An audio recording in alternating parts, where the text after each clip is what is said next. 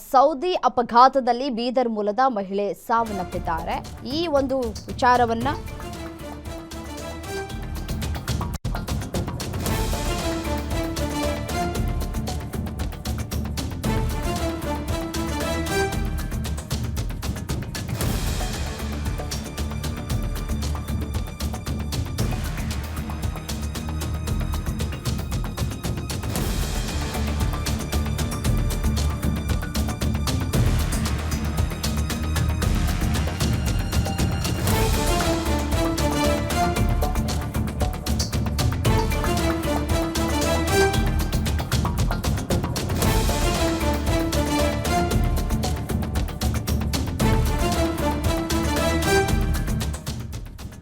ಹಿಂದೂನಾ ಅಂತ ಕೇಳಿ ವ್ಯಕ್ತಿ ಮೇಲೆ ಹಲ್ಲೆ ಮಾಡಿದ ಪ್ರಕರಣಕ್ಕೆ ಸಂಬಂಧಪಟ್ಟಂತೆ ಘಟನೆಯನ್ನ ತೀವ್ರವಾಗಿ ಖಂಡಿಸಿದ್ದಾರೆ ಹಿಂದೂ ಕಾರ್ಯಕರ್ತರು. ಜಿಲ್ಲಾ ಪೊಲೀಸ್ ವರಿಷ್ಠಾಧಿ ಕಚೇರಿ ಮುಂದೆ ಪ್ರತಿಭಟನೆಯನ್ನ ಮಾಡ್ತಾ ಇದ್ದಾರೆ. ರಾಷ್ಟ್ರ ಭಕ್ತರ ಬಳಗದ ವತಿಯಿಂದ ಪ್ರತಿಭಟನೆಯನ್ನ ಮಾಡಲಾಗ್ತಾ ಇದೆ. ಎಸ್ಪಿಗೆ ಮನವಿಯನ್ನ ಕೂಡ ಮಾಡಲಾಗಿದೆ. ಶಿವಮೊಗ್ಗದಲ್ಲಿ ಹೆಚ್ಚುತ್ತಿರುವಂತಹ ಗೂಂಡಾಗಿರಿ, ಈ ಗೂಂಡಾಗಿರಿಯನ್ನ ನಿಯಂತ್ರಿಸುವಂತೆ ಆಗ್ರಹಿಸಲಾಗ್ತಾ ಇದೆ. ಸರ್ಕಾರ ಒಂದು ಸಮುದಾಯದ ಓಲೈಕೆ ಮಾಡ್ತಾ ಇದೆ ಅಂತ ಆರೋಪವನ್ನ ಮಾಡಲಾಗ್ತಾ ಇದೆ.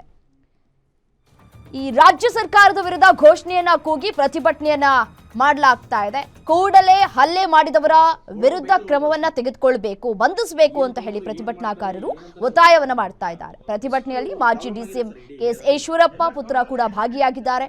ರಾಷ್ಟ್ರ ಭಕ್ತರ ಬಳಗದ ಮುಖಂಡ ಕೆಇ ಕಾಂತೇಶ್ ನೇತೃತ್ವದಲ್ಲಿ ಪ್ರೊಟೆಸ್ಟ್ ಕೂಡ ನಡೀತಾ ಇದೆ. ಹಿಂದೂನ, ಮುಸ್ಲಿಮ ಅಥವಾ ಕ್ರಿಶ್ಚಿಯನ್ನ ಅಂತ ಕೇಳಿಕೊಂಡು ಈ ರೀತಿಯಾಗಿ ಹಲ್ಲೆ ಮಾಡಿದವರ ವಿರುದ್ಧ ಕಠಿಣವಾಗಿ ಕ್ರಮವನ್ನ ತೆಗೆದುಕೊಳ್ಬೇಕು ಅಂತ ಹೇಳಿ ಪ್ರೊಟೆಸ್ಟ್ ಅನ್ನ ಮಾಡಲಾಗ್ತಾ ಇದೆ.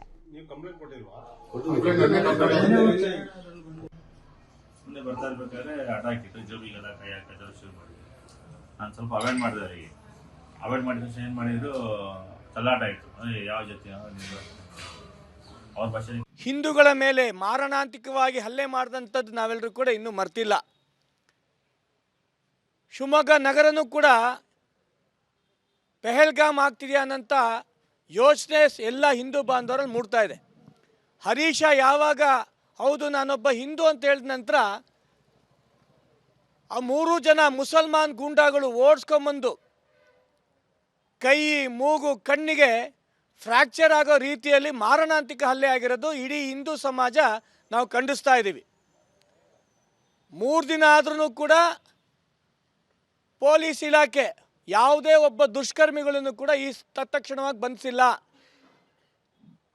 ಅದೇ ಯಾವುದಾದ್ರೂ ಒಬ್ಬ ಹಿಂದೂ ಸಮಾಜದ ಒಂದು ಸಣ್ಣ ಗಲಾಟೆ ಆದ್ರೂ ಕೂಡ ಸುಮೋಟೋ ಕೇಸ್ ಹಾಕಿ ಇಡೀ ಕುಟುಂಬನ ಜೈಲಿಗೆ ಕಳಿಸಂತ ಮಾನ್ಯ ಕಾಂಗ್ರೆಸ್ಸಿನ ಸಿದ್ದರಾಮಯ್ಯನವ್ರ ಸರ್ಕಾರ ಈ ರೀತಿ ಯಾವುದೇ ಕಾರಣಕ್ಕೂ ಕೂಡ ಹಿಂದೂ ಸಮಾಜದ ಮೇಲೆ ದೌರ್ಜನ್ಯ ಆಗ್ಲಿಕ್ಕೆ ನಾವು ಬಿಡಲ್ಲ. ಹಿಂದೂಗಳ ಮೇಲೆ ಮಾರಣಾಂತಿಕವಾಗಿ ಹಲ್ಲೆ ಮಾಡಿದಂಥದ್ದು ನಾವೆಲ್ಲರೂ ಕೂಡ ಇನ್ನೂ ಮರ್ತಿಲ್ಲ.